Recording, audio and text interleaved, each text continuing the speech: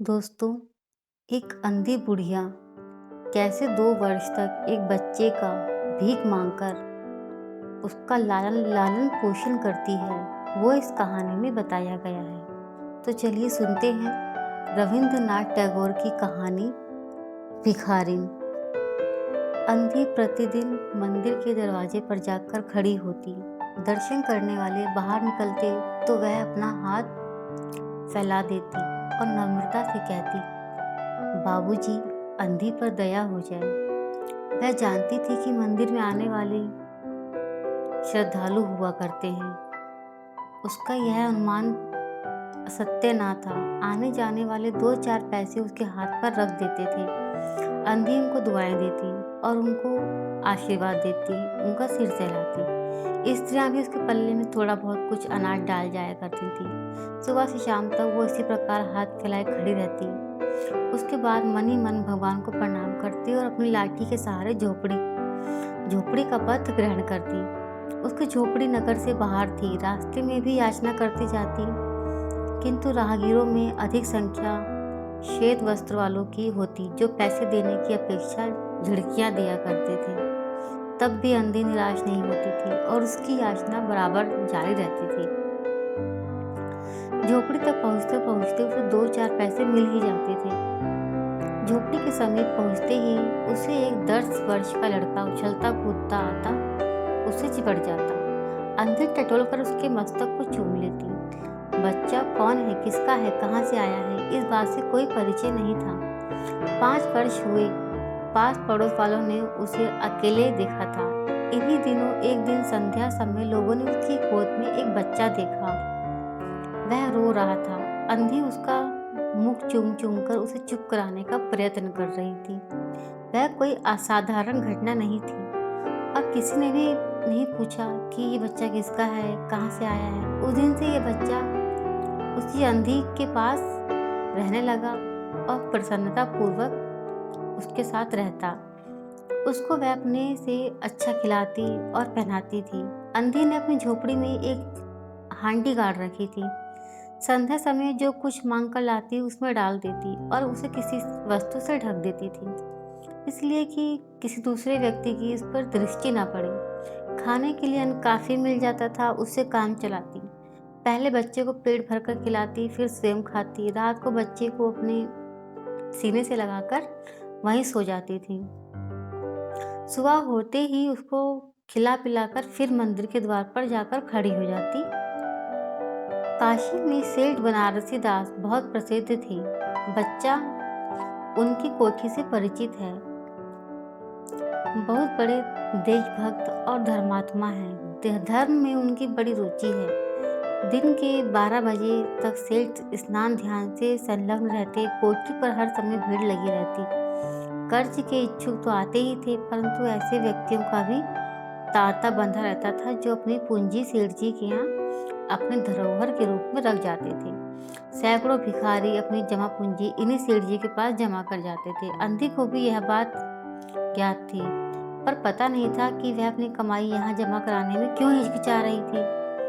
उसके पास काफी रुपए हो गए थे। हांडी लगभग पूरी उसकी भर गई थी। उसको शंका थी कोई इसे चुरा न ले। एक दिन संध्या समय अंधी ने वह हांडी उखाड़ी, अपने फटे हुए आंचल में छिपाकर सेठ जी की कोठी पर पहुंची। सेठ जी खाते के पृष्ठ उलट रहे थे। उन्होंने पूछा, क्या है बुढ़िया? अंधी ने हांडी उनके आगे सरकार दी और डरते डरते कहा, सेठ जी, इसे आप अपने पास जमा कर लो। मैं अंधी हूँ, अपाहिज हूँ, कहाँ रखती फिरूंगी, कहाँ इसका ध्यान रखूंगी। सेठ जी ने हांडी की ओर देखा, क्या है इसमें, ऐसा बोला। अंधी ने कहा कि भीख मांगकर अपने बच्चे के लिए कुछ पैसे मैंने इकट्ठा करे हैं, आप अपने पास इसको संभाल कर रख दीजिए, धरोहर समझकर। सेठ जी ने मुनीम से कहा, बही खाते में जमा कर लो। फिर बुढ़िया से पूछा, तेरा नाम क्या है? अंधी ने अपना नाम बताया। मुनीम जी, नकदी गिनकर उसके नाम से जमा कर लो। और वह सेठ जी को आशीर्वाद देते हुए अपने झोपड़ी की तरफ आ गई। 2 वर्ष बहुत सुखी से उसी बच्चे के साथ उस बुढ़िया के बीत गए थे। लेकिन एक दिन लड़के को बहुत तेज बुखार आ गया। अंधी ने दवा कराई, झाड़ फूँक कराई, टोने टोटके कराए, पर कोई सफलता उसे हासिल नहीं हुई। लड़के की तबीयत बिगड़ती चली गई। अंधी का दिल टूट गया। उसका साहस जवाब देने लगा। वो निराश हो गई, पर फिर ध्यान आया कि डॉक्टर से इलाज से क्या फ़ायदा है। उसको ध्यान आया कि उसने अपनी कुछ जमा पूंजी सेठ जी के यहाँ धरोहर के रूप में रखी है। अंधी ने कहा, सेठ जी, मेरी जमा पूंजी 10-5 रुपये उसमें से निकाल कर दे दो, आपकी बड़ी कृपा होगी। मुझे मेरे बच्चे का इलाज कराना है, डॉक्टर को दिखाना है। सेठ जी ने बहुत टाइट होकर बोला, कौन सी जमा पूंजी, कैसे रुपए? मेरे पास तो तेरे कोई रुपए नहीं जमा है।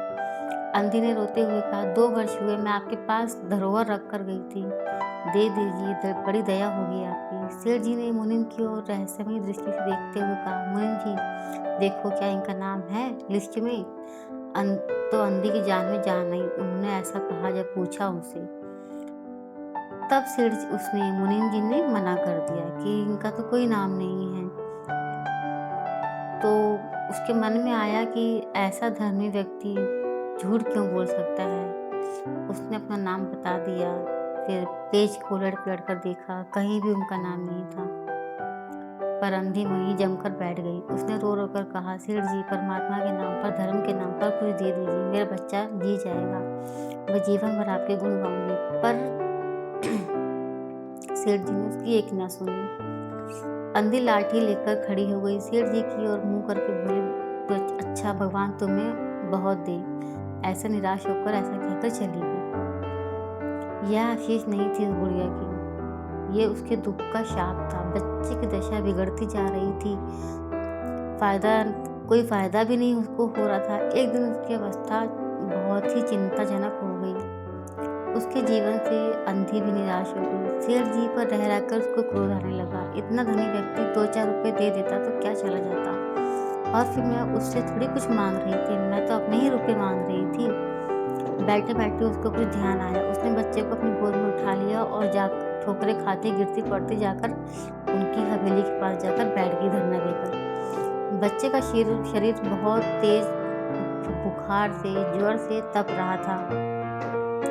एक नौकर किसी काम से बाहर आया। अंधी को बाहर बैठा देखकर उसने सेठ जी को बताया, सेठ जी, आज्ञा दी कि उसे भगा दूं। नौकर ने अंधी से चले जाने को कहा, पर वो वहां से नहीं हिली।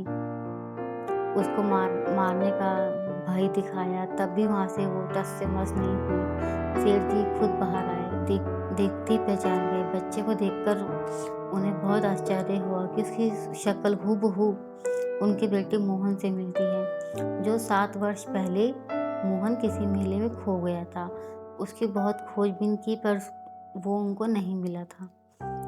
उन्हें कुछ याद आया कि मोहन की जांघ पर एक लाल रंग का निशान बना हुआ था। इस विचार के आते ही उन्होंने उसकी गोद में बच्चे की जांघ देखी, पर वो निशान तो था, पर पहले से कुछ बड़ा हो गया था। उनको विश्वास हो गया कि बच्चा उन्हीं का है, पर उसको छीनकर अपने कलेजे से चिपटा लिया। शरीर जोर से तप रहा था। नौकर को डॉक्टर लाने के लिए भेज दिया और स्वयं अपनी हवेली घर के अंदर चला गया।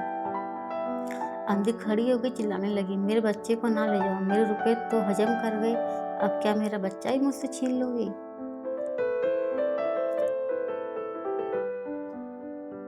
सो इसे कहीं नहीं जाने दूंगी, तो लाख यत्न करके भी इसके प्राण बचाऊंगी। अंधी ने एक जोर का ठहाका लगाया, तुम्हारा बच्चा है, इसलिए लाख यत्न करके भी उसे बचाओगे? मेरा बच्चा होता तो मर जाने देते।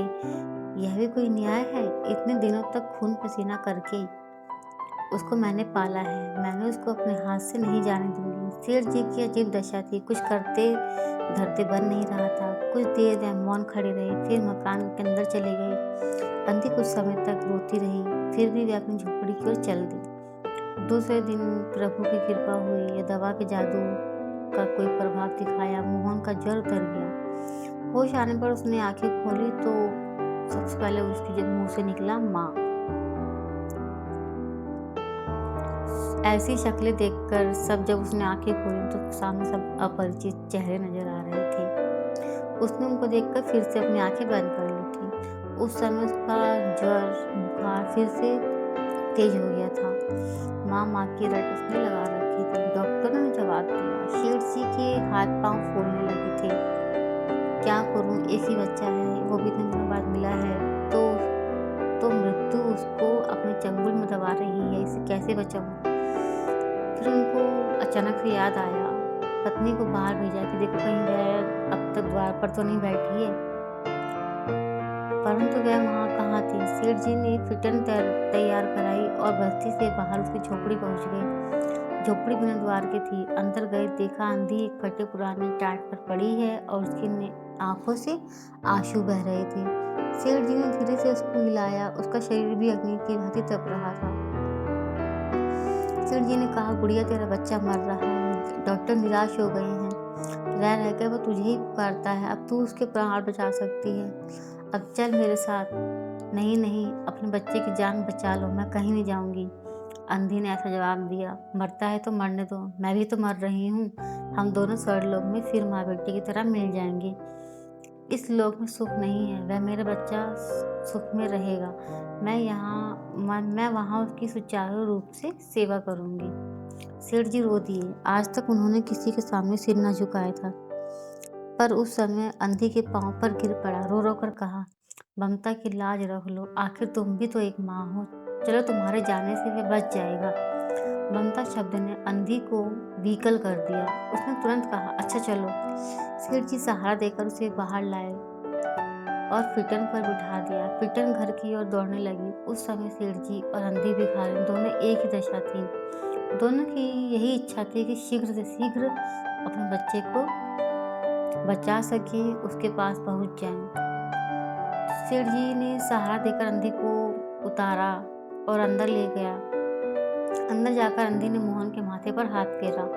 मोहन पहचान गया कि उसकी माँ का हाथ है। उसने तुरंत आंखें खोल दी और उसके समीप खड़े होकर देखकर कहा, माँ तुम आ गई। अंधी ने स्नेह भरे स्वर में उत्तर दिया, हाँ बेटा, तुम्हें छोड़कर कहाँ जा सकती हूँ। अंधी भिखारी मोहन के सिरहाने बैठ गई और उसने मोहन का सिर अपने गोद में रख लिया। उसको बहुत सुख का अनुभव हुआ और वह उसकी गोद में तुरंत सो भी गया। दूसरे दिन मोहन की दशा अच्छी होने लगी। 10-15 दिन वह बिल्कुल स्वस्थ हो गया। जो काम हकीमों के जोशानदे, वैद्यों की कुड़िया और डॉक्टर के मिक्सर ना कर सके, वह अंधी की स्नेहमयी ममता ने पूरा कर दिया। मोहन की पूरी तरह स्वस्थ हो जाने पर अंधी ने विदा मांगी। सेठ जी ने बहुत कुछ कहा सुना कि वह उन्हीं के पास रह जाए, पर वह सहमत नहीं थी। विवश होकर उसको जाना ही पड़ा। जब वह चलने लगी तो सेठ जी ने रुपए की एक थैली उसके हाथ में दे दी। अंधी ने मालूम किया इसमें क्या है। सेठ जी ने कहा, तुम्हारी धरोहर है, तुम्हारे रुपए हैं, मेरा वह अपराध।